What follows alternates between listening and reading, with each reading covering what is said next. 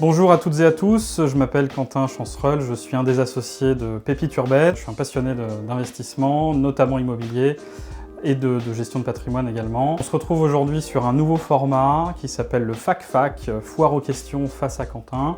L'objectif, répondre à vos questions, à vos interrogations, plus ou moins techniques, partager aussi de notre côté des points d'actualité avec vous. Et on se retrouve aujourd'hui sur un premier sujet qui est faut-il continuer d'investir aujourd'hui dans l'immobilier contre éventuellement de l'épargne à placer sur des produits financiers. Et donc ce sujet, c'est vraiment le sujet du moment puisqu'on a des taux d'intérêt qui progressent de manière très forte et très spontanée. Et en face de ça, on a des prix d'immobilier qui ne baissent pas beaucoup, voire pas du tout dans certains quartiers, et notamment nous, ce qu'on voit sur Angers et Nantes, il y a des quartiers qui ne baissent pas, contre des produits financiers comme les livrets, comme les assurances vie, fonds euros, etc., qui eux progressent et donc offrent des solutions d'investissement intéressantes. Donc en quoi est-ce plus intéressant d'investir dans de l'immobilier alors que je vais emprunter à 4,5% pour un taux de rendement net autour de 4%, voire parfois moins dans des quartiers très patrimoniaux. Comme ça paraît très contre-intuitif d'investir.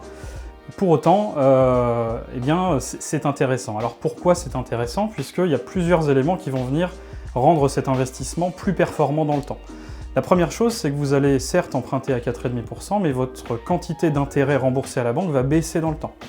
Le volume d'intérêt dépend du capital restant dû, et donc plus vous avancez dans le projet, dans le remboursement de votre emprunt, plus les intérêts baissent.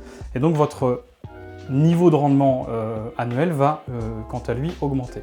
Deuxième sujet très intéressant, c'est que dans l'immobilier, vous allez avoir des loyers qui vont aller à la hausse, surtout en période d'inflation, surtout dans des quartiers et dans des villes dans lesquelles nous, en tout cas, on intervient, où il y a une forte pression locative, ce qui fait que les loyers progressent. Ça, c'est le deuxième élément important. Le troisième élément important, et c'est un des éléments les plus différenciants par rapport à un placement financier, c'est que la valeur sur laquelle vous allez investir de l'argent va elle aussi progresser. Aujourd'hui, vous achetez un appartement 200 000 €, vous pouvez être à peu près certain, en tout cas nous c'est ce qu'on voit historiquement et c'est les convictions qu'on a sur les villes dans lesquelles on intervient, que ce bien il va prendre de la valeur dans le temps. Contrairement à un placement financier qui lui va vous servir un intérêt annuel, mais ne prendra en tant que tel pas de valeur. Donc ça voilà, c'est les trois éléments hyper intéressants qu'il faut avoir en tête quand on compare un placement financier à de l'investissement immobilier. Et pour être très concret, on a développé un modèle Excel où on compare de manière très précise les deux éléments et on se rend compte assez vite que l'investissement immobilier est pertinent. Et plus pertinent que l'investissement financier à proprement parler. Cet écart, il se traduit, en tout cas, il se présente à partir d'une certaine durée. On constate aujourd'hui, avec les taux de rendement et les niveaux de performance qu'on a avec nos clients, qu'en dessous de 9 ans de détention, l'investissement financier reste intéressant, voire parfois plus intéressant que l'investissement immobilier. Dès lors qu'on le garde plus de 9 ans, c'est là qu'on voit le croisement des courbes, il vaut mieux investir dans l'immobilier, on apporte plus de performance à nos clients, et on se rend compte que sur un projet de 20 ans, qui est la durée conseillée, on va dire, d'investissement, eh bien, quelqu'un qui a investi dans l'immobilier a un potentiel de gain qui est 2,5 fois plus élevé que celui qui a investi sur un placement financier. Voilà, donc du coup la conclusion c'est que c'est plus pertinent de réaliser un investissement immobilier qu'un investissement financier dès lors que vous avez un horizon de placement, un horizon d'investissement qui dans notre cas présent là est supérieur à 9 ans. Autre élément qui sont importants à prendre en compte, et là c'est plutôt un effet de contexte du moment aujourd'hui, c'est qu'on a un bon momentum pour acheter. Les prix aujourd'hui, même si dans certains quartiers ils ne baissent pas, on trouve des leviers, on trouve des moyens de négocier, etc.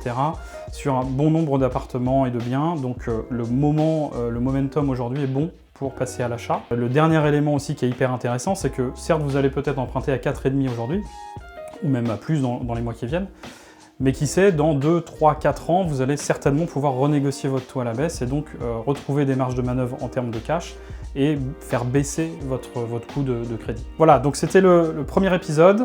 N'hésitez pas à nous donner votre avis sur ce format, évidemment à partager, à nous faire des commentaires et surtout à nous poser des questions sur des sujets qui vous intéressent, que vous voudriez que l'on aborde, des sujets techniques ou pas. On se fera un plaisir de préparer des réponses.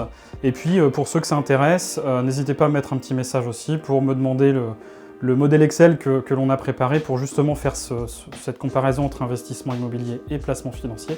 Je me ferai un plaisir de le partager avec vous et éventuellement d'échanger dessus. Merci à tous.